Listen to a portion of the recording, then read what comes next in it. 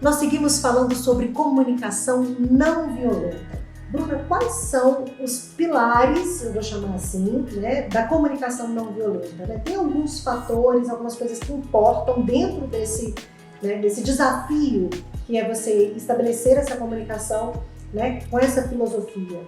Quais são os pilares? Na estrutura do Marshall, ele traz assim, que tem duas partes, né? Quer dizer, o que é uma comunicação? É alguém que fala e alguém que escuta.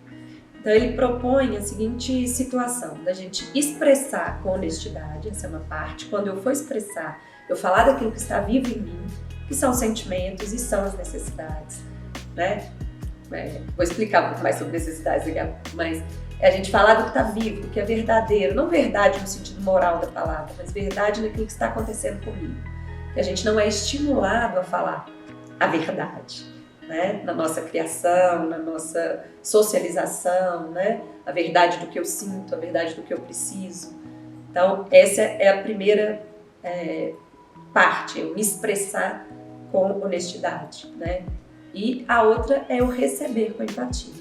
Então, ao escutar o outro, eu também cuidar daquilo que eu estou escutando, né? Então, eu me aproximar do outro de forma empática e compassiva, que é saber que a história do outro não é a minha, né? Então, empatia não é me colocar no lugar do outro, né? Mas é abrir um espaço em mim para esse outro coexistir comigo. Então, a escuta, na verdade, ela vem daí. Então, essas duas partes, e aí ele vai dizer, e 4 diferenciações.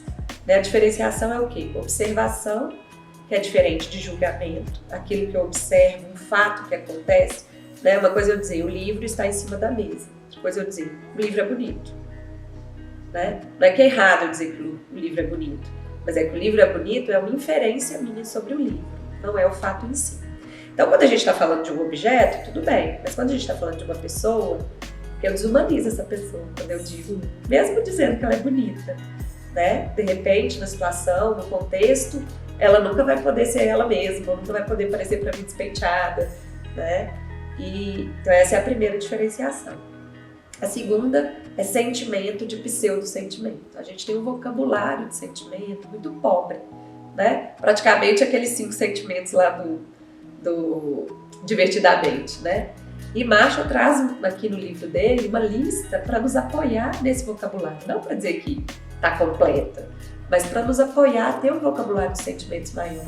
E sentimento é um lugar que a gente mal toca, né? Por quê? Porque também na sociedade como um todo, falar de sentimento às vezes é ser fraco, às vezes, né? Então tem todo um preconceito sobre os sentimentos. E ele vai trazer a importância disso, né? E às vezes a gente tem os pseudo-sentimentos. O que é um pseudo-sentimento? É uma ação que eu julgo como sentimento, que na verdade é um pensamento em relação ao outro. Então, por exemplo, quando eu digo assim, tô me sentindo traída, né? Traído não é um sentimento.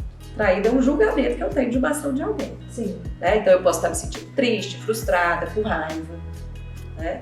Mas eu não estou sentindo traída. É verdade. Então isso ele vai fazendo a gente pensar e aprofundar um pouco mais, né? No modo de conhecer a nós mesmos, né? E a terceira diferenciação é a necessidade da estratégia.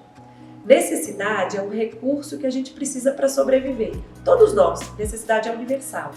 Então, necessidade vai ser abrigo, nutrição, amor, empatia, segurança, né? Tudo isso, eu, você, indiferente da raça, credo, idade, temos as mesmas necessidades, né? E que é diferente da estratégia. A estratégia é o comportamento que eu uso para atender as necessidades. Então, estratégia vai ser, por exemplo, se eu falar assim, Carol, o que você faz para se sentir segura? Né? Você vai falar às vezes, eu tranco a casa. Eu vou falar, eu faço uma oração. Né? Quer dizer, quem está certo e quem está errado não é por aí, mas temos atitudes diferentes para atender necessidades. E todo comportamento humano, ele é para atender necessidades.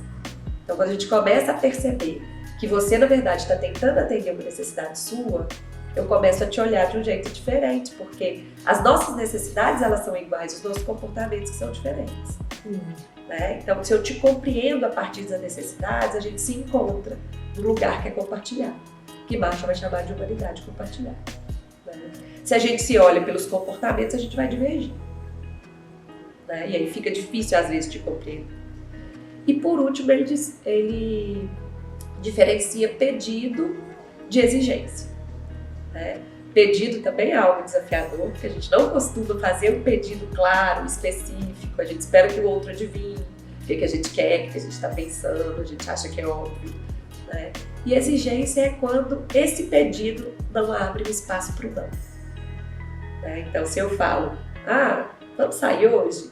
Você fala, não, tô cansado de falar também, tá vendo, Carol? Nunca tá disponível. Né? Então, quando não tem espaço para esse não, para dialogar sobre isso, aí eu tô fazendo uma exigência. E não um pedido. E não um pedido verdadeiramente. Então, recapitula pra gente quais são os 4. São observação, sentimento, necessidade e pedido. Então, agora que a gente já conhece aí os 4 fatores, pilares, como é que você chamou? Eu acho que pilares fica. Pilares da comunicação não violenta. A gente continua falando sobre esse assunto para a gente saber na prática como que a comunicação se aplica no nosso dia a dia.